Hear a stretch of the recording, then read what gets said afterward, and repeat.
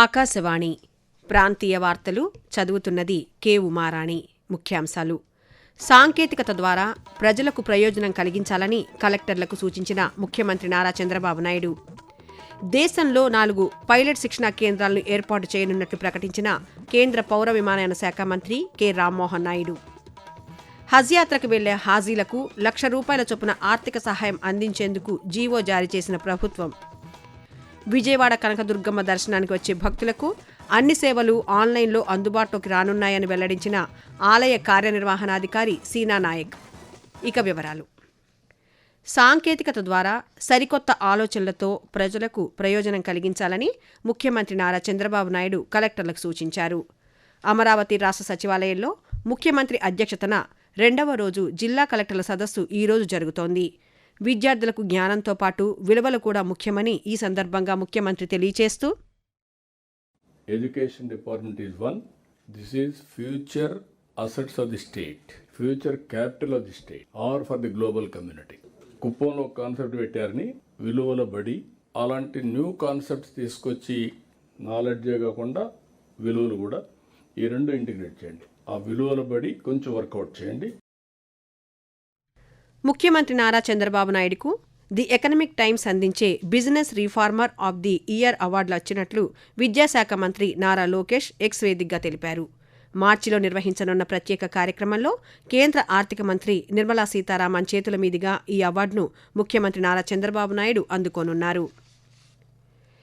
దేశంలో 4 పైలట్ శిక్షణా కేంద్రాలను ఏర్పాటు చేయనున్నట్లు కేంద్ర పౌర విమానయాన శాఖ మంత్రి కె రామ్మోహన్ నాయుడు తెలిపారు. పార్లమెంటు శీతాకాల సమావేశాల్లో భాగంగా లోక్సభలో ఆయన ఈరోజు మాట్లాడుతూ, కడపలో ఒక పైలట్ శిక్షణా కేంద్రాన్ని ఏర్పాటు చేస్తామన్నారు.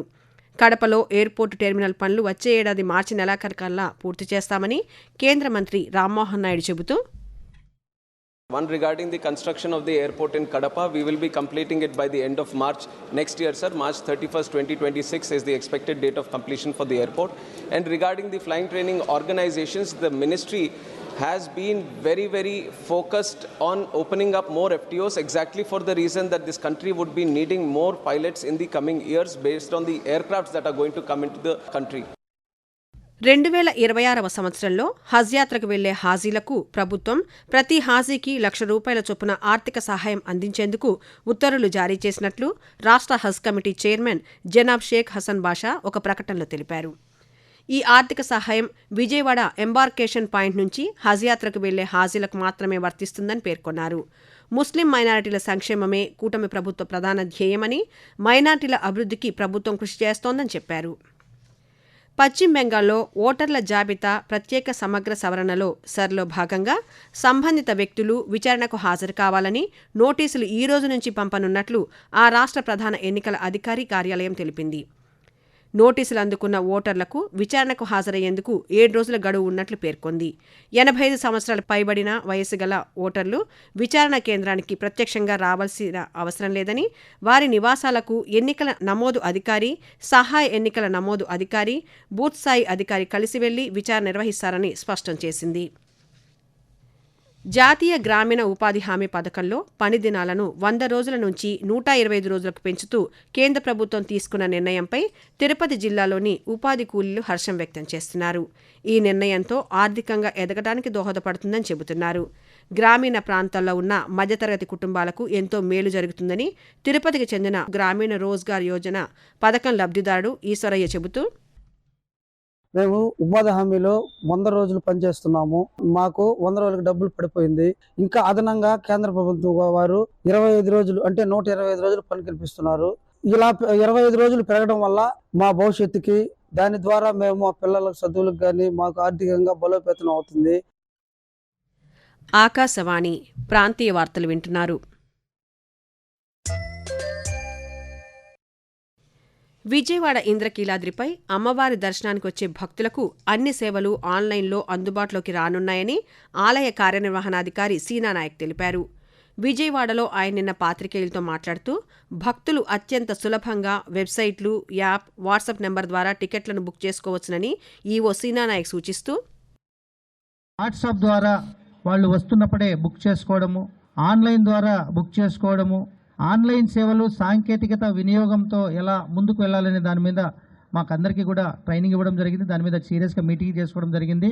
ప్రతి ఒక్క భక్తుడు ఈ యొక్క టెక్నాలజీని ఉపయోగించుకొని వాట్సాప్ ద్వారా ఆన్లైన్ సేవలు, ఆర్జిత సేవలు, దర్శనం కానీ, లడ్డు ప్రసాదం కానీ, డొనేషన్స్ కానీ ఇవన్నీ కూడా ఆన్లైన్ ద్వారా వాట్సాప్ ద్వారా చేయడానికి కూడా మేము మొత్తం కూడా ఈ యొక్క టెక్నాలజీని ఉపయోగించుకొని ప్రయత్నం చేస్తున్నాం. రాష్ట్రంలోని ప్రభుత్వ వైద్య కళాశాలల ప్రైవేటీకరణపై వైఎస్సార్ కాంగ్రెస్ పార్టీ చేపట్టిన కోటి సంతకాల సేకరణ కార్యక్రమం ఈ రోజుతో ముగిసింది. కోటి సంతకాల ప్రతులతో పలు జిల్లాల నుంచి వచ్చిన వాహనాలను ఆ పార్టీ అధ్యక్షులు వైఎస్ జగన్మోహన్ రెడ్డి జెండా ఊపి లోక్ భవన్కు పంపారు. అనంతరం ఆయన పార్టీ ముఖ్య నాయకులతో సమావేశమయ్యారు. ఈ సాయంత్రం రాష్ట్ర గవర్నర్ అబ్దుల్ నజీర్తో సమావేశమవుతారని పార్టీ వర్గాలు తెలిపాయి. శ్రీ పొట్టి శ్రీరాములు నెల్లూరు జిల్లాలోని కోవూరులో క్రీడా మౌలిక వసతుల అభివృద్ధిపై కోవూరు శాసనసభ్యురాలు వేమిరెడ్డి ప్రశాంతరెడ్డి రాష్ట్ర యువజన క్రీడా శాఖ మంత్రి మండిపల్లి రాంప్రసాద్ రెడ్డిని అమరావతి సచివాలయంలో ఈరోజు కలిశారు. ఈ సందర్భంగా పలు అంశాలపై చర్చించి వినతిపత్రం సమర్పించారు. ఇండుకూరుపేటలోని ఎంఆర్కేఆర్ హైస్కూల్ ఆవరణలో ఉన్న 5.70 ఎకరాల భూమిలో 4 కోట్ల రూపాయల అంచనా వ్యయంతో సమగ్ర స్పోర్ట్స్ సదుపాయాన్ని నిర్మించాలని కోరారు. దీనివల్ల గ్రామీణ యువతకు ఆధునిక క్రీడా సదుపాయాలు అందుబాటులోకి వస్తాయని తెలిపారు. ప్రజల ఆరోగ్యానికి ప్రభుత్వం అధిక ప్రాధాన్యత ఇస్తున్నట్లు బాపట్ల జిల్లా వేమూరు శాసనసభ్యులు నక్కా ఆనందబాబు తెలిపారు. వేమూరు నియోజకవర్గ పార్టీ కార్యాలయంలో ముఖ్యమంత్రి సహాయ నిధి చెక్కులను లబ్ధిదారులకు ఈరోజు అందజేశారు. ఈ సందర్భంగా ఆయన మాట్లాడుతూ నిరుపేదలకు ముఖ్యమంత్రి సహాయ నిధి ఒక సంజీవనిలా ఉపయోగపడుతుందని చెప్పారు. అనారోగ్యంతో బాధపడుతూ ఆర్థికంగా ఇబ్బంది పడుతున్న 5గురికి ముఖ్యమంత్రి సహాయ నిధి నుంచి మంజూరైన 2,09,194 రూపాయల నగదు చెక్కులను అందించినట్లు వివరించారు. ప్రధానమంత్రి నరేంద్ర మోదీ తన మనసులోని భావాలను ఆకాశవాణి ద్వారా దేశ ప్రజలతో పంచుకునే మన్ కీ బాత్ మనసులోని మాట కార్యక్రమం 129వ సంచిక ఈ నెల 28వ తేదీ ఆదివారం ప్రసారమవుతుంది. మన్ కీ బాత్ కార్యక్రమానికి ప్రజలు తమ సూచనలు అందించాలని ప్రధానమంత్రి కోరారు. ప్రజలు తమ స్వర సందేశాలను 1800117800 నెంబర్కు 26వ తేదీ వరకు పంపవచ్చు.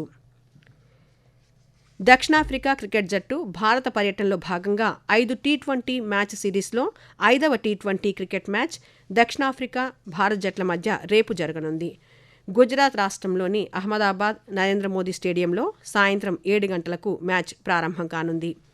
ఇప్పటి వరకు జరిగిన మ్యాచ్లలో భారత్ 2 విజయాలు సాధించగా దక్షిణాఫ్రికా 1 మ్యాచ్ గెలిచింది.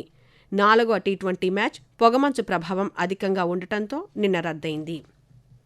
వాతావరణం. ఆంధ్రప్రదేశ్ యానాంలో దిగువ ట్రోపో ఆవరణంలో ఈశాన్య దిశగా గాలులు వీస్తున్నాయని అమరావతి వాతావరణ కేంద్రం తెలిపింది. దీని ప్రభావంతో రాష్ట్రంలో రానున్న 5 రోజులు పొడి వాతావరణం నెలకొనే అవకాశముందని వాతావరణ శాఖ పేర్కొంది.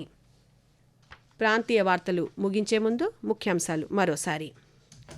సాంకేతికత ద్వారా ప్రజలకు ప్రయోజనం కలిగించాలని కలెక్టర్లకు సూచించిన ముఖ్యమంత్రి నారా చంద్రబాబు నాయుడు. దేశంలో 4 పైలట్ శిక్షణా కేంద్రాలను ఏర్పాటు చేయనున్నట్లు ప్రకటించిన కేంద్ర పౌర విమానయాన శాఖ మంత్రి కె రామ్మోహన్ నాయుడు. హజ్ యాత్రకు వెళ్లే హాజీలకు ₹1,00,000 చొప్పున ఆర్థిక సహాయం అందించేందుకు జీవో జారీ చేసిన ప్రభుత్వం. విజయవాడ కనకదుర్గమ్మ దర్శనానికి వచ్చే భక్తులకు అన్ని సేవలు ఆన్లైన్లో అందుబాటులోకి రానున్నాయని వెల్లడించిన ఆలయ కార్యనిర్వహణాధికారి సీనా నాయక్. ఆకాశవాణి ప్రాంతీయ వార్తలు ఇంతటితో సమాప్తం. తిరిగి సాయంత్రం 6:10 విశాఖపట్నం కేంద్రం నుంచి ప్రాంతీయ వార్తలు వింటారు.